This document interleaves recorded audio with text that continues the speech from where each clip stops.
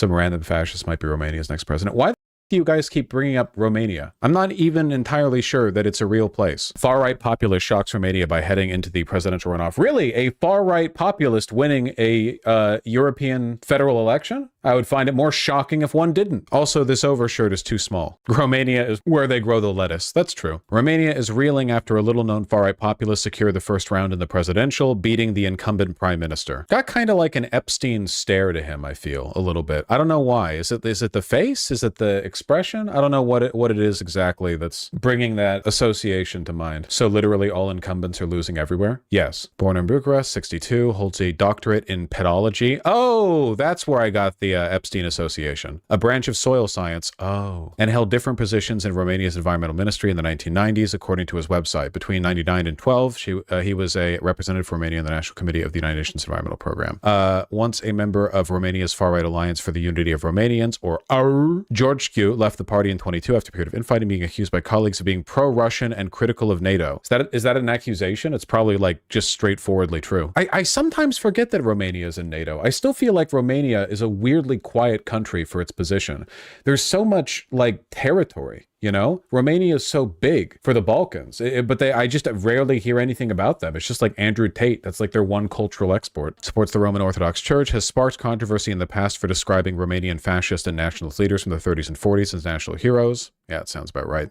Called Putin a man who loves his country and called Ukraine an invented state, as opposed to other nation states, which were discovered by anthropologists, but he claims to not be pro-Russian. Okay. Many observers have attributed George Q's success to his TikTok account, which has 3.7 million likes and 274,000 followers. Is that all it takes? I have way more. I've got more than that on my YouTube channel, but I guess I'm not in Romania. If I was a Romanian YouTuber, I would probably be one of the largest, I imagine, with the obvious exception being Andrew Tate. You know, smaller stakes. TikTok account had garnered 100 million views primarily within the last 2 months, figure that grew by 52 million just weeks later, days before the first round vote. So the accusation is he's being like artificially boosted, and that's why he's surging to popularity. And let me guess, by far-right populist, it's just the standard dreck that we see from every other person like this, where they vaguely gesture at revitalizing national sovereignty and like making Romania great again and civilization and so on and so forth, and, you know, blaming people who aren't Romanian for the problems they're experiencing. We can just find out.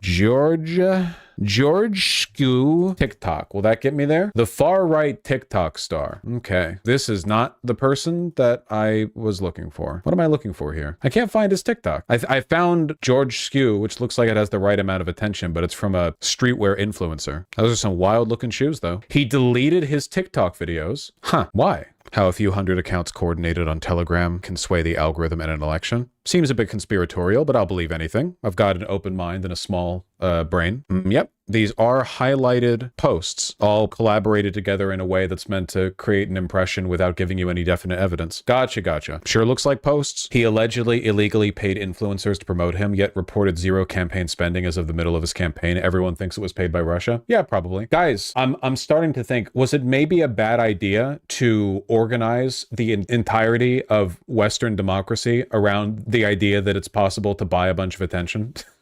Like, through legacy media, new media, social media, whatever, that it's possible for just with a little bit of money, you can just buy whatever you want. Maybe it was a bad idea to do that. Just thinking about this. I need to get on TikTok. Like, really actively, I mean. I need to do a better job with that. I keep saying that. I've been saying that for years. I feel like I've got some good sound bites. I feel like I can make headway there. Doomer posting. If you have something to say it. Artemy, you're being very demanding right now. Shh. Remembering that is just normal to me on Orthodox Monkey. Why does this not talk about any of his political views? All I'm seeing is articles asking who this guy is, but then the articles aren't telling me who he is. Also, they're all repeats of the same article. Literally, like, as is always the case, all of these news articles are just copying off some central source. The Guardian goes over his views a bit. The election focused largely on Romania's soaring cost of living. The Black Sea country has the EU's largest share of people at risk of poverty, as well as the bloc's highest inflation rate and largest budget deficit at 8% of economic outlook. George Skew said on Facebook that after he had voted, he was standing for those who feel they do not matter and actually matter the most. Later, he said the results were an extraordinary awakening of the people. Even if his popularity was financed by Russia, this is still like the same problem as before, right? Let me guess. The incumbent president of Romania was a do-nothing, at most neoconservative, who entirely acquiesced to the economic status quo and engaged in the exact same kind of like austerity-based policies that leave people feeling deprived and desperate for populist messaging. As usual, I take it. That is exactly right, and corrupt too. Great, great, great. Klaus Werner Johannes, former physics teacher. Wow. National Liberal Party. Right, yeah, okay, I see, yeah. Do you think the this new George Skew guy is going to like appoint Andrew Tate to a government position? Because like Trump would for sure if in that position. Romania is ranked the last country in the EU in world terms of democracy, even behind Viktor Orban's Hungary. God damn. I didn't realize they were considered that far behind. A survey from June 2023 shows that over 90% of Romanians do not trust Johannes, with only 8% having a positive opinion. Holy shit. You know, the more I look at this, the more I feel like the Russia narrative might be a distraction. Like if a far-right populist wins out over this, it's not because like some influencers got boosted or whatever. You can boost an influencer all you want. Mr. Beast isn't president, you know? It's the same problem as always. It's the thing that like leftists make fun of the Hillary Clinton campaign, you know, with regards to the Russiagate stuff, where like, did Russia interfere and collude with Trump's campaign team? Yes. Was that why Hillary Clinton lost? No. But liberals blaming Russia for the loss, it's like you're missing a larger point here. This guy was not in the election until like a month before and had no social media, news, or public presence. No. I'm sure he was boosted. I'm just saying that like,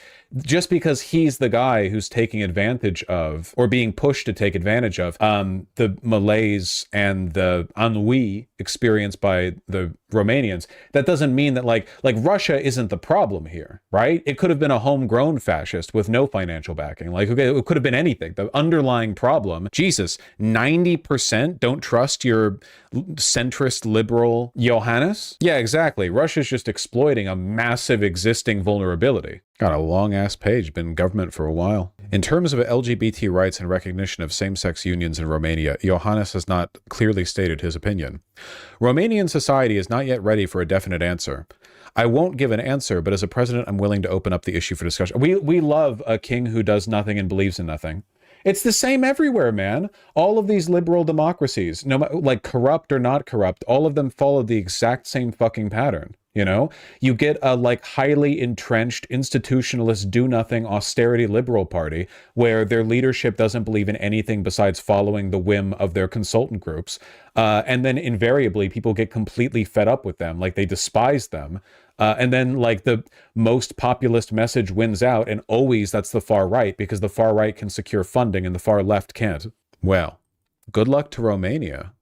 I love liberal complacency. Don't we all, brother? Don't we all?